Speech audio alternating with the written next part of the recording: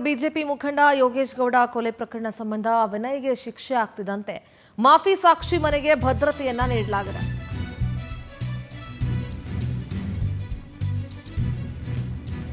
ಮಾಫಿ ಸಾಕ್ಷಿ ಬಸವರಾಜ್ ಮುತ್ತಗಿ ಅವರ ಮನೆಗೆ full time ಸೆಕ್ಯೂರಿಟಿಯನ್ನ ನೀಡಲಾಗಿದೆ. ಹುಬ್ಬಳ್ಳಿ ನಗರದ ಸಾಧನಕೆರೆಯ ಅಶೋಕ ನಗರದ ಮನೆ.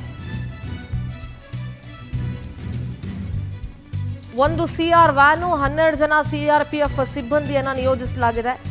ನನಗೆ ಮತ್ತು ನನ್ನ ಕುಟುಂಬಕ್ಕೆ ಜೀವ ಬೆದರಿಕೆ ಇದೆ ಅಂತ ಮುತ್ತಗಿ ಹೇಳಿದ್ರು. ಇನ್ನು ಹಾಗಾಗಿ ಅವರ ಮನೆಗೆ ಫುಲ್ ಟೈಮ್ ಸೆಕ್ಯೂರಿಟಿಯನ್ನ ನಿಯೋಜಿಸಲಾಗಿದೆ. ದೃಶ್ಯಗಳಲ್ಲಿ ಗಮನಿಸ್ತಾ ಇದ್ದೀರಿ, ಅಶೋಕ ನಗರದಲ್ಲಿದೆ ಬಸವರಾಜ್ ಮುತ್ತಗಿ ಅವರ ಮನೆ. ಮಾಫಿ ಸಾಕ್ಷಿ ಆಗ್ತಿದ್ದಂತೆ ಬಸವರಾಜ್ ಮುತ್ತಗಿ ಅವರ ಮನೆಗೆ ಫುಲ್ ಟೈಮ್ ಸೆಕ್ಯೂರಿಟಿಯನ್ನ ನೀಡಲಾಗಿರುವಂಥ ದೃಶ್ಯವನ್ನ ನೀವೀಗ ನೋಡ್ತಾ ಇದ್ದೀರಿ. ಇದೇ ವಿಚಾರವಾಗಿ ನಮ್ಮ ಹುಬ್ಬಳ್ಳಿ ಪ್ರತಿನಿಧಿ ರವಿಕುಮಾರ್ ಪ್ರತ್ಯಕ್ಷ ವರದಿ ಕೊಟ್ಟಿದ್ದಾರೆ, ಬನ್ನಿ ನೋಡೋಣ. ಯೋಗೇಶ್ ಗೌಡ ಕೊಲೆ ಪ್ರಕರಣದಲ್ಲಿ ಈಗಾಗಲೇ ಜನಪ್ರತಿನಿಧಿಗಳ ನ್ಯಾಯಾಲಯ ಮಹತ್ವವಾದಂಥ ತೀರ್ಪನ್ನು ನೀಡಿ 19 ಆರೋಪಿಗಳಿಗೆ ಜೈಲಿನ ದಾರಿಯನ್ನು ತೋರಿಸಿದೆ.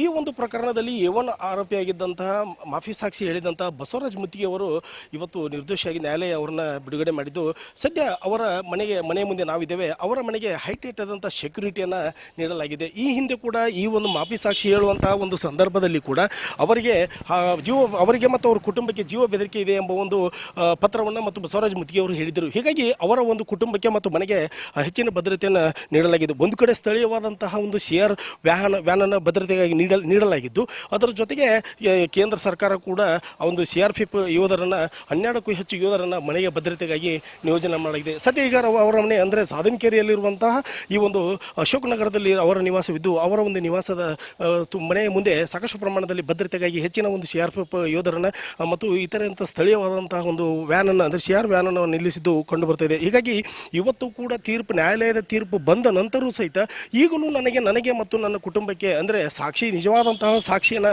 ಹೇಳಿದಂತಹ ಒಂದು ನನಗೆ ಮತ್ತು ನನ್ನ ಕುಟುಂಬಕ್ಕೆ ಈ ಒಂದು ಜೀವ ಬೆದರಿಕೆ ಇದೆ ಎಂಬ ಒಂದು ಮಾತನ್ನು ಹೇಳಿದ್ದಾರೆ. ಈ ಹಿಂದೆ ಕೂಡ ಅವರು ಕೇಂದ್ರ ಸರ್ಕಾರಕ್ಕೆ ಒತ್ತಾಯವನ್ನು ಮಾಡಿದರು. ಇದರ ಬೆನ್ನಲ್ಲೂ ಕೂಡ ಮತ್ತೊಮ್ಮೆ ಇವರು ನನಗೂ ಮತ್ತು ನನ್ನ ಕುಟುಂಬಕ್ಕೆ ಮತ್ತೆ ಜೀವ ಬೆದರಿಕೆ ಇದೆ ಎಂಬ ಒಂದು ಮಾತನ್ನು ಹೇಳಿದ್ದು, ಇದನ್ನು ರಾಜ್ಯ ಮತ್ತು ಕೇಂದ್ರ ಸರ್ಕಾರಗಳು ಗಂಭೀರವಾಗಿ ತೆಗೆದುಕೊಂಡು ಹೆಚ್ಚಿನ ಭದ್ರತೆಯನ್ನು ಇವರ ಕುಟುಂಬಕ್ಕೆ ಇವರಿಗೆ ನೀಡ್ತವೆ ಎಂಬುದನ್ನು ಕಾದು ನೋಡಬೇಕಾಗಿದೆ.